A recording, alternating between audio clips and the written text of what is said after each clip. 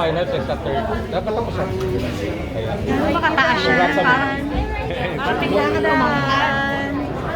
Laki-laki naman na yung Angie.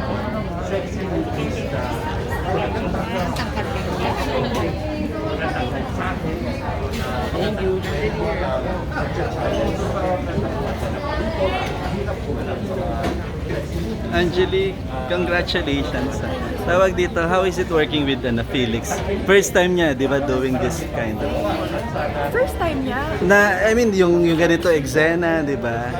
Mas nahiya ka ba sa kanya o mas nahiya siya sa'yo? No, it was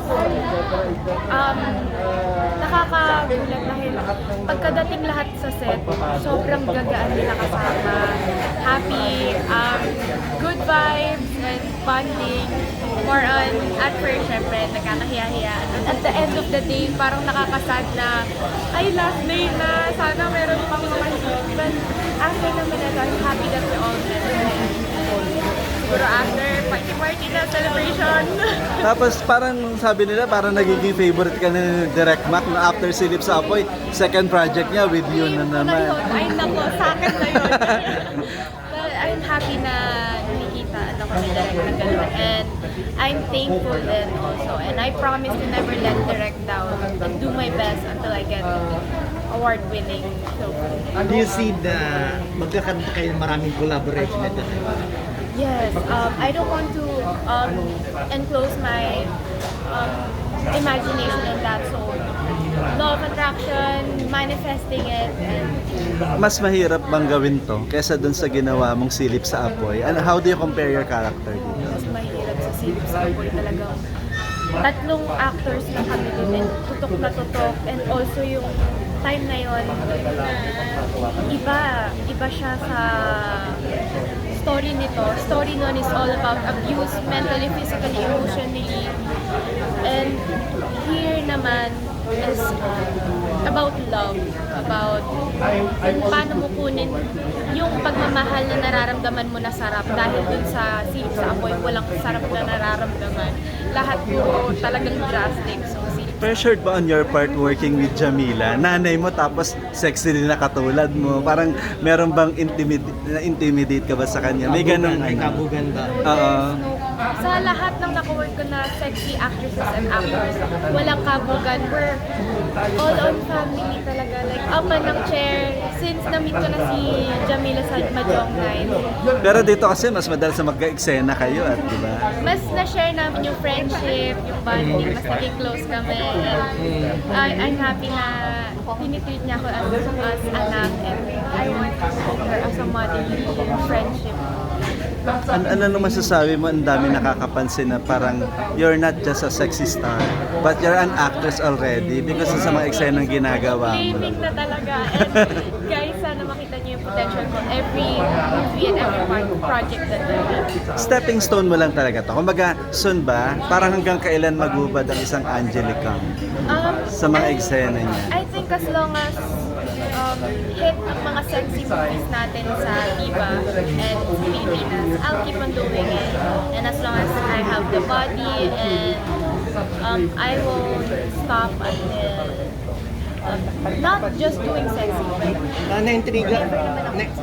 Na-intriga ako dun sa sinabi ni Direk na marami daw na pinagagawa dito when it comes to sex scenes. So ano yung mga Ate Golden, may sinabi ka na abangan eh. ibang posisyon? no way. Posisyon talaga, Archie. Every scene merong kahulugan. So every sexy scene merong kahulugan. Hindi lang siya basta may matake na sexy. But makikita mo yung emosyon when the sex is about sad. Makikita mo yung sexy scene namin na sad. And when the sex is very intimate or nag-aagawan na, makikita mo talaga sa sexy scene paano i-portray ng each and every character namin yung sexy scene na yun. And yung pinaka hindi ko nagawa sa lahat. Wala sa trailer yan, Hindi ah. dito lang. Wala sa trailer. Nasa trailer, guys. Pero mas matindi pa dun sa ano. Ay, sisigway lang ako ha. Di ba kaibigan mo si AJ, ano? Tapos na-chismis nga siya na buntis. Anong masasabi mo dito? Actually, wala akong alam na nag-project. Meron lang. But Na-chismis na. But that's chismis, guys. Pero Don't hindi, believe when was the everything last time you see on social media. na nagkita kayo? The last time was sa set. We're actually shooting movie right now, us and her, directed by director. And Ikaw ba? Walang katotohanan niya sinabi na, yun nga, kasi sinabi niya na nagka-sketch siya kaya na napakot yung shooting. At hindi yung totoo na buntis siya. I think let's not believe everything what we see on social media as long as wala talaga sinasabi ang art. And if ever that there is, then I'm happy for them. Ikaw ba kung Sa nakikita mo, wala naman. ikaw ba kung sakaling mangyari sa iyo yun? Sasabihin mo ba sa public or magtatago ka na lang muna at isasarili mo? May ganun. I believe that whatever happens in your life has a reason, and everything that happens in my life is a blessing. So if ever man na mabuntis ako, it's a blessing from God. And I shouldn't be ashamed Proud. or afraid because it's my life. Ano lang, hanga lang kami sa iyo. Kung sino ba yung mga inaano mo?